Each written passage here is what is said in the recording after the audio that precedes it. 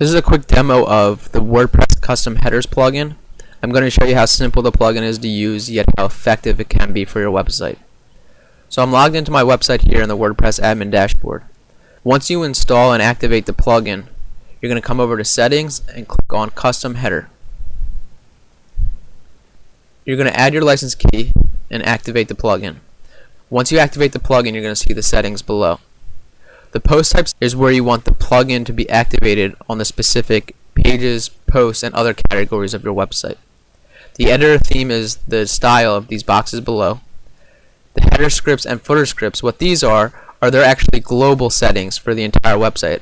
So if there is code that you want to add to either the header section or the footer section of your entire website, you can do so here. So a good example would be if you had Google Analytics. If you wanted to install Google Analytics on your entire website, instead of messing with the themes files and worrying about it being removed if you need to update your theme, you can actually add content here and it will be activated globally across your entire website.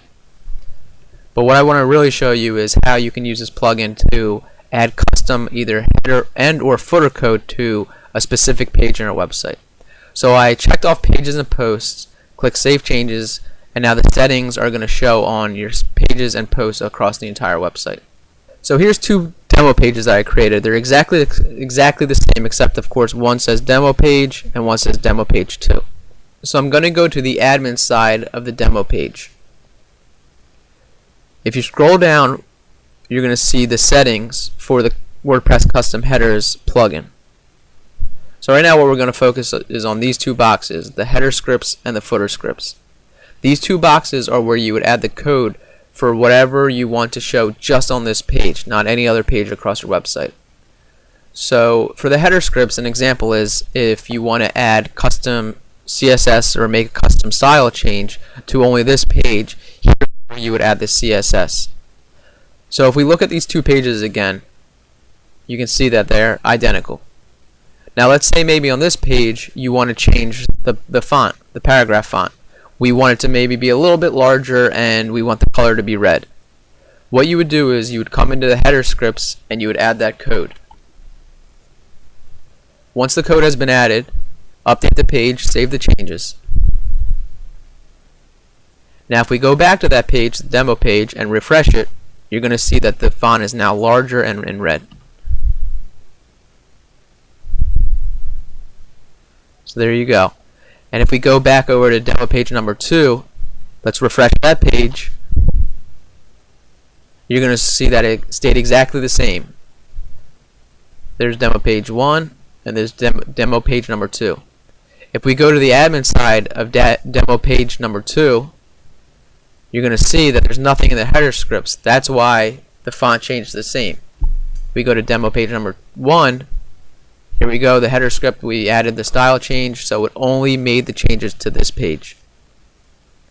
Now let's show you how the footer scripts. It works exactly the same, except sometimes it's either better or whatever you're adding calls for you to add the code to the footer of your website, which is right above the closing body tag. An example is the Facebook like box. So if we come to Facebook, we can actually get the code to add this like box to our website. So here's the code to add. So it's saying take this code and add it to the body section of your website. So let's go to demo page 2. If we add that code to the footer scripts, go ahead and update it. So now the footer scripts, there it is, and we also actually need to add this code to the actual main section of that page. So let's add it right below the text. Update, let's save it.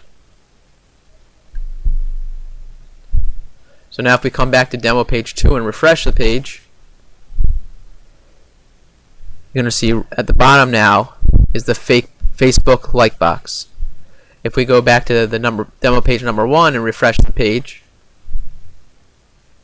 you're going to see that Facebook like box is not there. So that's how you can add custom code to the header and footer of a specific page. So if you wanted to do that to a post on your website or any other category that you may have, You do it the same exact way. It's that simple. Now let me quickly show you the other settings that were inside of there. Now let's say for whatever reason you actually want to go back to the original font of this page, of the demo page number 1, but you don't want to delete this code because you might want it for a future reference. You actually just click Hide Header Scripts, update the page, and it's going to ignore any of that code that was inside of that box. And now you would do the same thing for the footer scripts. Now these two settings right here, what these are, hide global header scripts and hide global footer scripts. Now let's say you like the larger font size and the color red for the font across your entire website. You're going to take this code, you're going to go back into the custom headers admin side of it.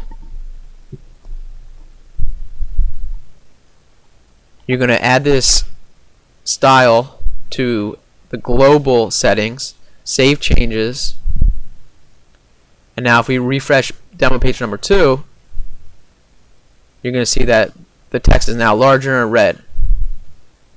But maybe this is the only page that you don't want the font to be larger and red.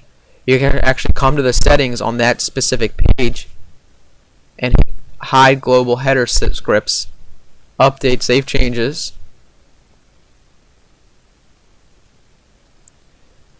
If we view the page, you will see that it's reverted back to the original font. So if you want to ever hide something in the global settings for a specific page, you would just check this box off, and you would do the same thing for the footer scripts. So again, hopefully you saw how simple this plugin is, yet how effective and easy and how much time it can save you.